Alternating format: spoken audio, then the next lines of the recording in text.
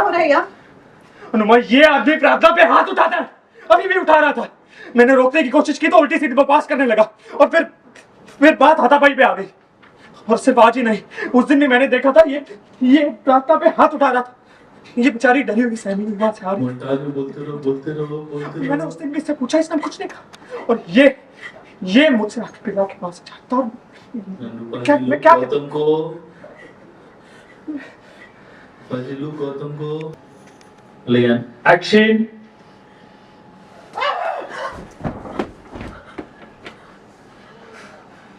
थप्पड़ तो तुझे उसी दिन पड़ना था जिस दिन मेरी बेटी ने बताया कि तूने उसके साथ बदतमीजी की थी। राही ने मुझे सब कुछ बता दिया था, लेकिन बस प्रार्थना का चेहरा देखकर चुप रही।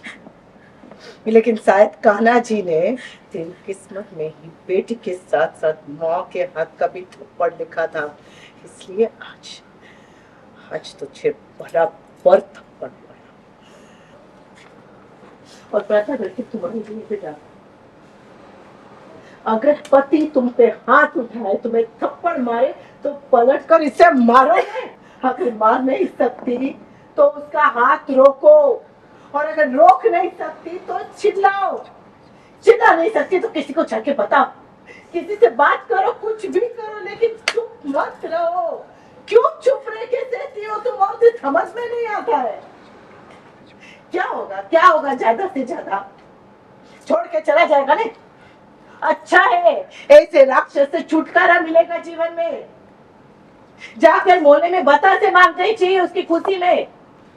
देख बेटा, अगर घास बन के नीचे बिक जाएगी ना तो लोग तुझ पर चल के तुझे कुचल के रोंद के चले जाएंगे। रखना शुरू कर दो ताकि लोग पैर रखना बंद करते। मेरी बीवी का ब्रेन वॉश करना बंद करो। तो एक ही थप्पड़ में क्या? तुम जो प्रार्थना के साथ इतने सालों से करते आ रहे हो उसका क्या? कभी सोचा इसके बारे में? और जरा सोचो कि बाहर जाकर मैं सबको तुम्हारी असलियत बताऊंगी तो क्या होगा? ये बताऊंगी कि तुमने राही के साथ मेहंदी वाले दिन बदतमीजी की थी, और अभी इस कमरे में तुम प्रार्थना के साथ क्या कर रहे थे? सोचो तब क्या होगा। ये धमकी किसी और को दीजिए। ये धमकी आप किसी और को दीजिए। मुझे पता है आप ऐसा कुछ नहीं करेंगे, क्योंकि बाहर आपकी बेटी की शादी है।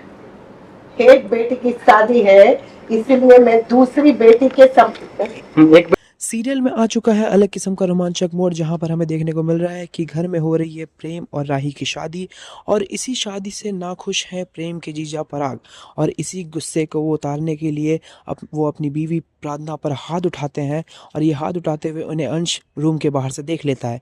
जब अंश प्रार्थना को बचाने के लिए रूम के अंदर जाता है तभी पराग और अंश में भी झड़प हो जाती है। ये सब होते हुए अनुपमा बाहर से देख लेती है, और वो इन दोनों को रोकने के लिए जब रूम में आती है तब अनुपमा को पता चलता है कि पराग प्रार्थना पर हाथ उठा रहा था।